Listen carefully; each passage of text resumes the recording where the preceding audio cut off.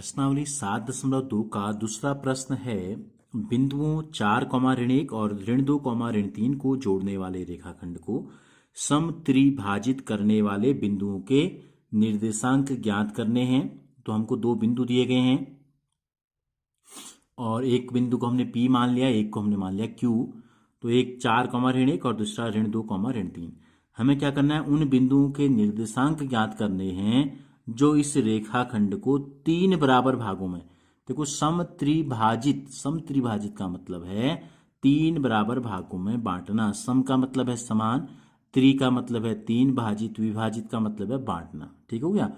तो अब इस रेखाखंड के 3 बराबर भाग करने हैं तो कितने बिंदुओं की हमको जरूरत होगी। देखो कितने, एक पॉइंट हमने यहां बना लिया और एक पॉइंट हमने बना लिया यहां। तो ये हो गया A और ये हो गया B। अब इसको ध्यान से देखिए कितने बराबर भाग हो गए। देखो ये हो गया 1 भाग, ये हो गया 2 भाग और ये हो गए 3 भाग। तो कितने बिंदुओं की हमें जरूरत पड़ेगी 3 बराबर भाग करने के लिए? 2 बिंदुओं की हमको जरूरत पड़ेगी। तो इनके निर्देशांक हम मान लेते हैं। माना A का जो निर्देशांक है x1, y1 ले लेते हैं और B के निर्देशांक को ले लेते हैं x2, y2। ठीक हो गया। अब हमें क्या करना है, ये 3 बराबर भाग हमने ले लिए, ये ले लिए 3 बराबर भाग। ठीक है। तो माना ये यहां से देखो P से A तक का मान लेते हैं हम U है थोड़ी देर के लिए, या कुछ भी ए बी हमने यहां ले रखा है, एक्स वाई का हम इस्तेमाल यहां कर रहे हैं। ठीक है। तो हमने माना ये ले लिया, सपोज हमने ले लिया ये भाग U है, ये भाग भी U हो गया, 3 बराबर भाग हो गए। और ये वाला भाग भी कितना हो गया, U ले लिया हमने माना, कुछ भी हम मान सकते हैं। ठीक है, समझने के लिए। तो ये 3 बराबर भाग हमने मान लिए। तो अब हमको निकालना है A। हमको क्या निकालना है, A निकालना है। तो आप फिर हम इसको देखते हैं, देखो कि हमने क्या किया। ये है हमारा P, ये है हमारे पास Q। ये बिंदु को हमको निकालना है, A हमको निकालना है, यानी कि x1, y1। तो ये P के निर्देशांक हमको पता है 4, ऋण 1 है।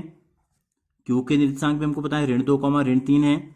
अब हमको दो बिंदु के निर्देशांक पता हैं, विभाजित करने वाले, इस रेखाखंड को विभाजित करने वाले बिंदु के निर्देशांक हमको बताने हैं। तो हमको अनुपात की जरूरत होती है। तो देखो P से ये हमने जो माना A, इसकी दूरी कितनी हो गई U, और A से Q तक की दूरी कितनी हो गई, A से Q तक की दूरी U धन U, ट्वाइस U हो गई। तो हमको चाहिए अनुपात, चाहिए PA अनुपात AQ। तो सबसे पहले हम लिखेंगे यहां PA अनुपात AQ कितना आ जाएगा। इसका मतलब हुआ बट्टे में हम लिख सकते हैं, यह है U अनुपात 2U। ठीक है, या U बट्टे 2U भी कहते हैं हम इसको। तो U से U कट जाएगा तो क्या बचेगा, 1/2। तो यानी कि M1 अनुपात M2 जो हमको प्राप्त हुआ वो है 1/2। ठीक हो गया। इसको हम मान लेते हैं x1, इसको y1। अच्छा, x1 y1 हमने यहां ले रखा है पहले ही। ठीक है। और इसको हम लेते हैं x2, y2। इसको हम x1 y1 के बजाय हम इसको x डैश ले लेते हैं। ठीक है, या डबल 1 ले लेते हैं, x डबल डैश ले लिया हमने इसको। ठीक हो गया। अब हमको निकालना है x डबल डैश और x double y double dash, एक ही निर्देशांक को हम निकालेंगे। तो हमने कल आपको सूत्र बताया था, क्या होता है, x निर्देशांक जब हम निकालेंगे double dash, m1 x2 plus m2 x1 upon m1 plus m2 होता है। तो देखो m1 का मान कितना है, 1 है। x2 का मान यहां देखो चित्र में कितना दिखाई दे रहा है, ऋण 2। x2 का मान ऋण 2 है, प्लस m2 का मान 2 है, और x1 का जो मान है ये है हमारे पास 4, बट्टे हो गया 1 धन 2। ठीक है। तो बराबर धन गुणा ऋण है, धन गुणा ऋण ऋण होता है, 2 एकम 2। ये धन में है पूरा, 4 दूनी 8 हो गया, 2 में 1 जोड़ेंगे तो आ गया 3। तो 8 में से 2 घटाएंगे, एक धन में एक ऋण में है, तो 6/3 का मतलब आ गया 2। तो हमको x1 हमको पता चल गया, इसका जो निर्देशांक है x1 ये हमको पता चल गया। x dash double dash y double dash निकाल लेते हैं इसी प्रकार से। y डबल डैश होता है m1 y2 होता है, m1 की जगह हो गया 1, y2 की जगह कितना है, ऋण 3, प्लस m2 का मान 2, y1 का मान ऋण 1, बट्टे 1 धन 2, m1 अनुपात m2। तो ये हो गया बराबर में ऋण 3, धन गुणा ऋण ऋण 2 बट्टे 2 में 2 1 जुड़ा 3, तो ऋण 5 बट्टे 3।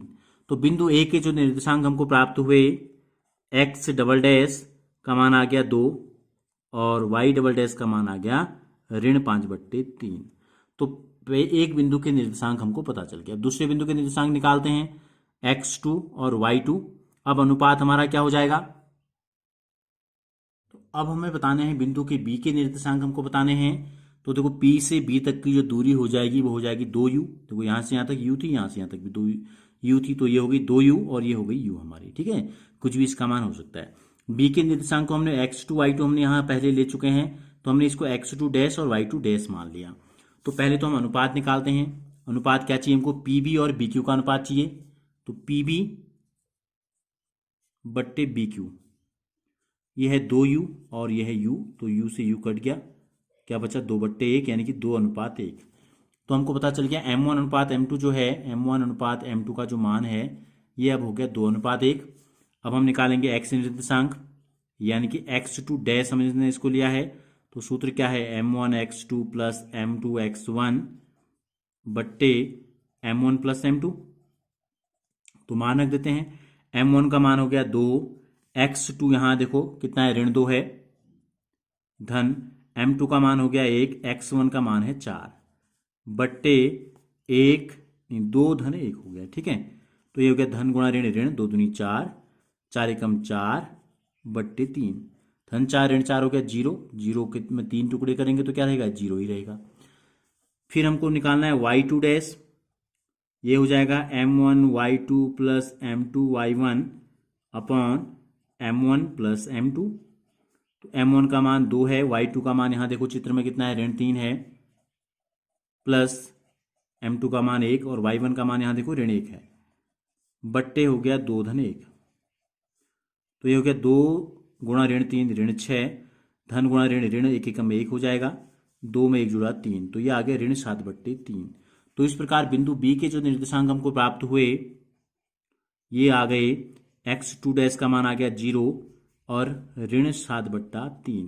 तो क्या पूछा था हमसे? हमसे पूछा था, अतः हम नीचे लास्ट में लिख देंगे, रेखाखंड हमने माना था PQ, रेखाखंड PQ को समत्रिभाजित करने वाले बिंदुओं के निर्देशांक, समत्रिभाजित करने वाले बिंदुओं के निर्देशांक, बिंदुओं के जो निर्देशांक हैं, क्या आ गए हमारे पास? निर्देशांक हमको प्राप्त हो गए। ए के जो निर्देशांक हमको प्राप्त हुए थे 2, ऋण 5/3 था, और बी के जो निर्देशांक हमको प्राप्त हुए हैं 0, ऋण 7/3 हो गया।